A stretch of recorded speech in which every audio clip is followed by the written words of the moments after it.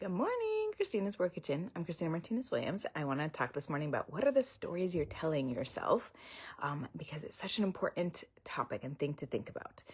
So tell me where you're watching from. Thumbs up, hearts, share this video. You're going to want to share this. More people need to hear this. So what are the stories you're telling yourself? And what do I mean by that? Remember that as you think affects what you feel, as you feel affects what you do affects the results that you have, and that affects what you get to give. And that process, that psychology, that's how our brains work, that's how our bodies work. But we get to have control over that because we're the ones who are doing the thinking, and then we're the ones who that impacts how we feel, which impacts what we do, the results that we have. So what are you telling yourself? What is the story? What are the stories you're telling yourself? I heard someone on my walk this morning, buenos dias. I heard someone on my walk this morning say that, and this is just a super small example, but it's something that I hear in multiple contexts all the time.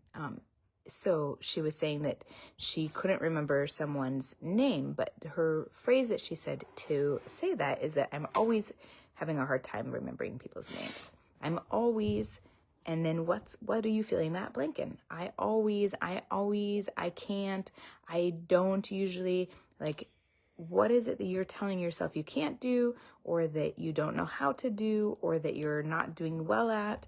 What is it that you say out loud to other people, or that you say to yourself on a regular basis that you say you can't, or that you do? Or what excuse do you regularly use that means that you don't do the action that you want to take? Because if you're starting there, then that makes you feel that you can't. It makes you feel that you're unresourceful. It makes you feel like it's you're discouraged. It makes you feel like you don't have the capacity. It makes you feel all these things that then make you not take the same action, consistent action that will give you the results that you're looking for.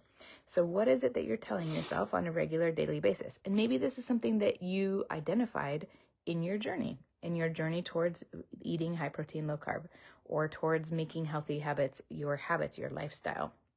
What is it that you noticed that you were always telling yourself?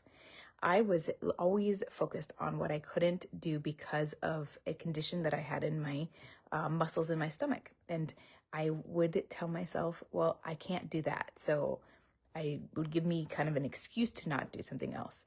Or I would use that I would feel bad about myself because I couldn't do that. I didn't have the capacity to do what I wanted to do. So I focused on that. And that story that I told myself was, oh, I can't use my core muscles, so I'm not going to be able to lose the weight that I want to, or I'm not going to be able to work out the way that I want to. That's true, but it didn't mean that I couldn't then see results, and that I couldn't walk. It didn't mean that I couldn't push my girls in the swings. It didn't mean, like, there's lots of things that it didn't mean. Or I can't have my refried beans and egg tortilla, my breakfast burrito. So, but that story, now I get to kind of have that, but it's just not with refried beans. And I love my lunch, which includes eggs and a tortilla. Or an egg life wrap. What is it that you're telling yourself? What's the story that you're telling yourself that if you just shift that word, if that woman says, instead of starting off by saying, I always don't have a hard time with names, if she starts instead by saying, in the past, I really had a challenge around names, but I'm getting better at names. Or I am learning people's names, rather than I always don't know them, then her brain's like, yeah, you don't, and you're not going to remember them. But if she says, I'm learning people's names, and she asked names because we were in a walk and she was asking other people's names that were up ahead, so that is actively learning people's names. That's great. She just learns people's names in a different rate or speed than other people. But that doesn't mean that she can't learn names or that she's always in that space. But she's telling herself that. So what is it that you're telling yourself, I always, or that you're telling other people, I always, or I can't, or I don't, or I have a hard time with, or I struggle? What are those things for you? And then what can you do? What word or two can you shift in what you're saying that will make all the difference? That will make all the difference in how you feel, and make all the difference in which affects what you do. I hope that this is helpful and valuable. Even just becoming aware of when you do that, then you can catch yourself. Like if she becomes aware of that, then she can say, oh, I am learning people's names. I just asked you what they are. I'm going to know her name better than I knew before because I just asked you. And it'll open up that awareness where she can catch herself.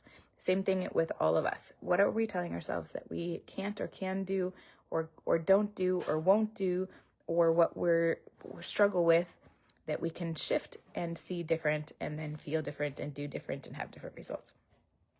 Put helpful in the comments if it's helpful.